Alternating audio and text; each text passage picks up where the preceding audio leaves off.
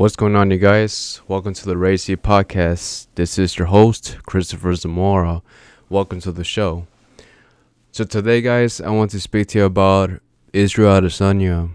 He actually lost his latest fight by KO. He got KO'd on the second round of his fight against Nazareth. I think that's his name. I'm not really sure how to pronounce his last name. Imavov. But yeah, he did lose against this guy. To be honest, I thought he was going to take his opponent all the way to a decision win at least. But no, man, that's insane. It is rare to see Israel Adesanya get KO'd. Like the last person that KO'd him, it was Alex Pereira. And it was basically 3 years ago that happened. It happened in 2022, and now he got KO'd by this guy named Imavov. Wow. I was so surprised, dude. Like, I really thought it was going to go by decision. Shit. Anything can happen on this sport, dude. That's why MMA is, like, very unpredictable sometimes. And this, out of all fights, might be the biggest upset so far this year. It is barely February 1st, and we got our biggest upset now. Wow, for MMA.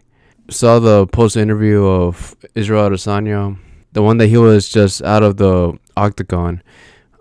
He said he's not really sure what to do next for his career. He doesn't even know if he's going to continue fighting or not. But he's going to help his friends with their latest fights. Yeah, man, it's very surprising because this guy, he was at the top of the food chain for the middleweight division for a very long time. He held the title for quite some time, to be honest, and that's when he lost to Alex Pereira. He took his title. I believe he won it back. But then he lost it again to Strickland by decision. And on that fight, I was going for Israel Adesanya, to be honest.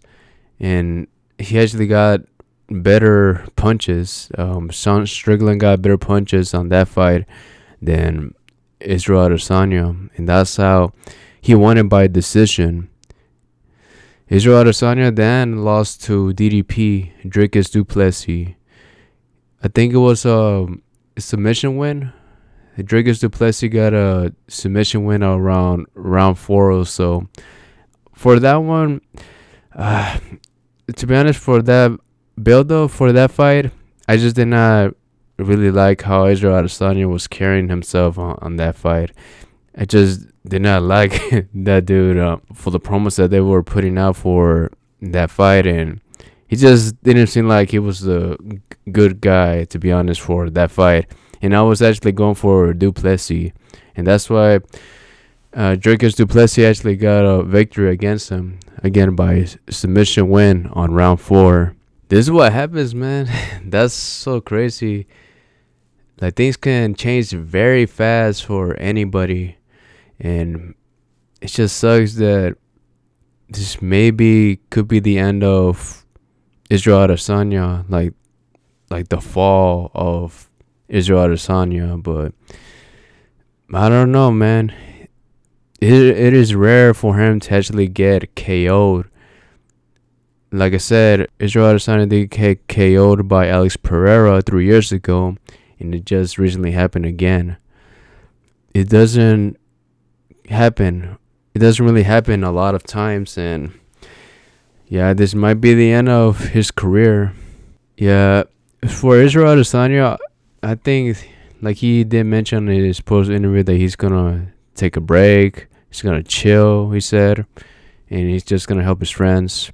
If he wants to continue fighting, I don't know if it's a good idea to actually take a tune-up fight or like somebody that is coming up the ranks. I don't think that's a good idea because he is one of the top guys, to be honest, if he's still fighting. And like, I think he cemented his legacy already on the middleweight division. And yeah, fighting like a guy coming up the ranks. I don't think it's not a good idea. Fighting a ranked fighter, I think that's what he can do if he wants to continue on fighting. To me, to be honest, I'll say he should just continue fighting. He's 35 years old. I think he'll still have at least 2 or 3 more years for him to fight.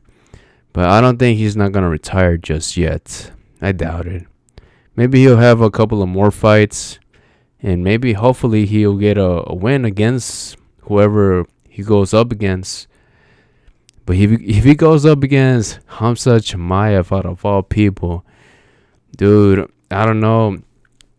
I don't think that's a good fight for him. It's not a good matchup. And maybe Khamzat Chimaev might actually submit him maybe in the very first round, because that guy is a monster, dude. That's a crazy dude, and he's probably the next in line to go up against whoever is the winner of Dricus du Plessis and Sean Strickland. And that fight is actually going to happen for next Saturday, and I'm actually excited to see that one. It can go either way for that fight. Both of them, they got good punches. They have good boxing skills. Dricus du Plessis might have like better grappling skills than Sean Strickland, but Sean Strickland can still punch, and maybe with one punch he could take out Dricus du Plessis just like that. For that fight, I'll say that I think maybe Dricus du Plessis might actually win again, to be honest. I don't think he's going to lose against Sean Strickland. Sean Strickland might actually give him all that he got. But like, I think Dricus du Plessis, he has the harder punches, to be honest. I think Sean Strickland, he doesn't hit as hard as Dricus du Plessis. And I think he might actually catch him. He might actually get a KO, maybe like around round 5 or so.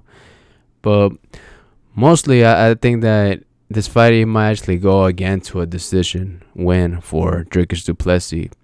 I'll be surprised if it goes to a split decision, but this time on the second fight, I think it might actually go to a unanimous decision for DDP, to be honest.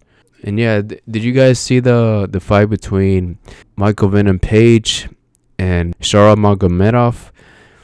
That fight, I was expecting a little bit more, to be honest. Like, they really hyped this fight, to be honest, and it was kind of a letdown because I think because Shara was trying to be strategic as possible, and because he didn't want to get destroyed by MVP. Venom Page, like, he's like very unpredictable, and like his fighting style is like very hard to actually counter against him, to be honest. And I thought that Michael Venom Page was actually going to lose this fight, but no, he actually did get the decision win against Shara, and he actually gave him his first loss in his UFC career.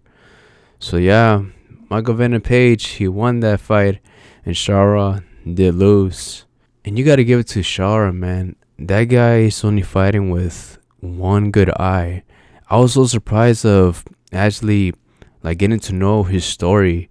Like, supposedly he did get hurt by a sparring session that he had, and that's why he went to the doctors, and the doctors tried to get surgeries on his eye, but unfortunately he did lose an eye. Like, the eye that he has, he's not able to see at all, and he just only uses one eye, one good eye, to go up against his opponents. That's the crazy part. And you know, United States doesn't let people fight like that. They don't sanction his fights here in the US, and that's why he only fights outside the United States, because this pay-per-view event, it took place in Saudi Arabia.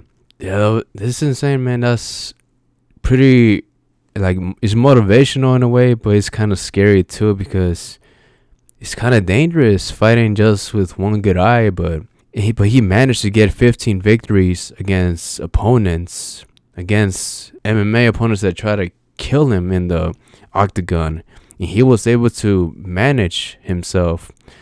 But now Michael Venom Page did took his all away. Yeah, Like I said, I thought that Charles was going to magically gotten a KO win against Michael Venom Page, because I have seen Michael Venom Page get KO'd once before outside the UFC. But yeah, that's cool for Michael Venom Page. Yeah, man, it's pretty unpredictable, the sport of MMA. Still very surprised how that guy was able to manage and KO Israel Adesanya, man. That's good for him because he is a younger guy as well. He was 28 years old when he fought Israel Adesanya, and Adesanya, he is 35 years old. Congratulations to him, dude. And speaking of other fighting matches, David Morell versus David Benavidez for boxing. That's actually going to happen tonight, and I am excited to see that one because other than Caleb Plant, has not managed to give him a good fight.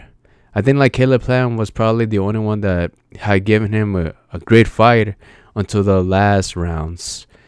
And David Morell, he seems like a tough guy, and I want to see how far they can take this fight. Will they actually go the distance? Will somebody get KO'd?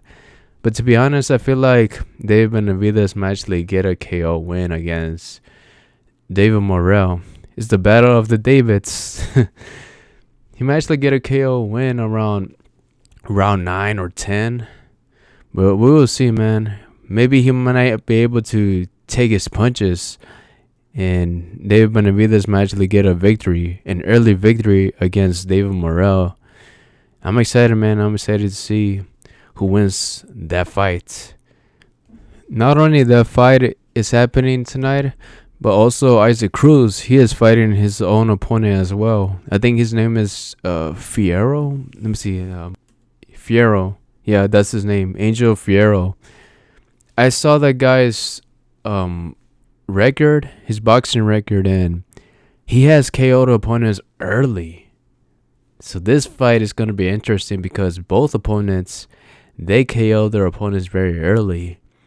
Maybe one of them might actually go down early, and oh man, that'll be an insane fight to actually witness, dude. I am excited for that one.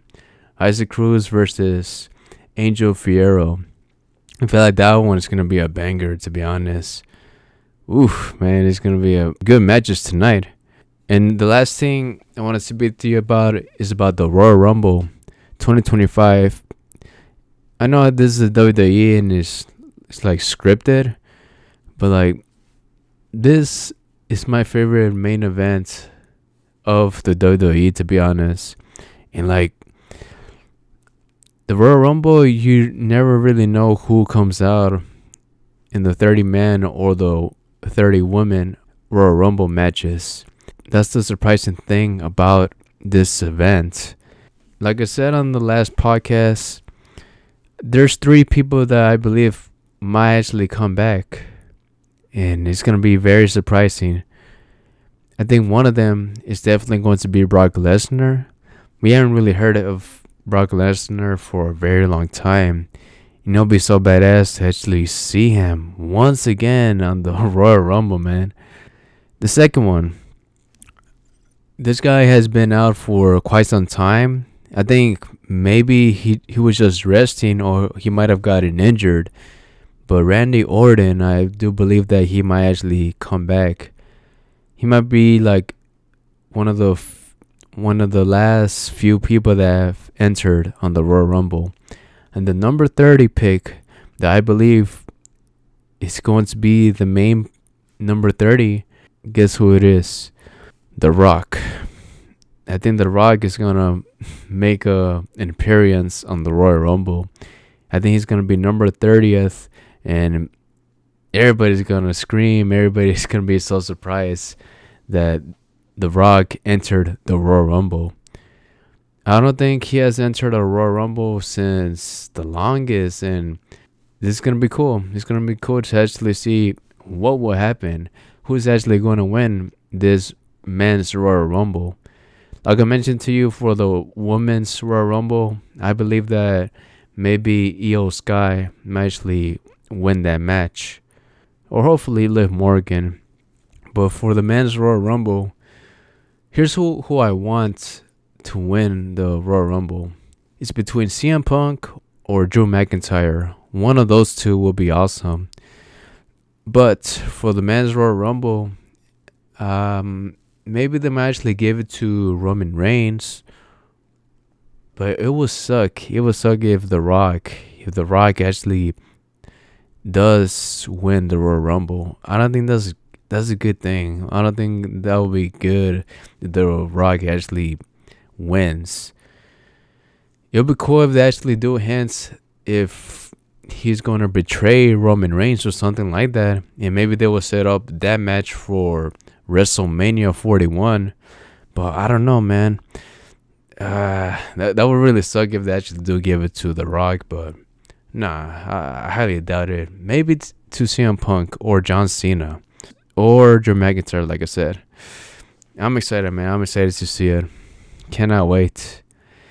And yeah, guys, that is it for this podcast. Hey, thank you so much for listening.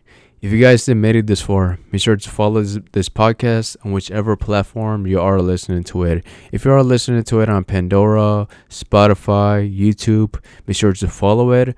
And also recommend this podcast to a friend or a neighbor that actually likes listening to stuff about combat sports, pop culture things, and horror stuff.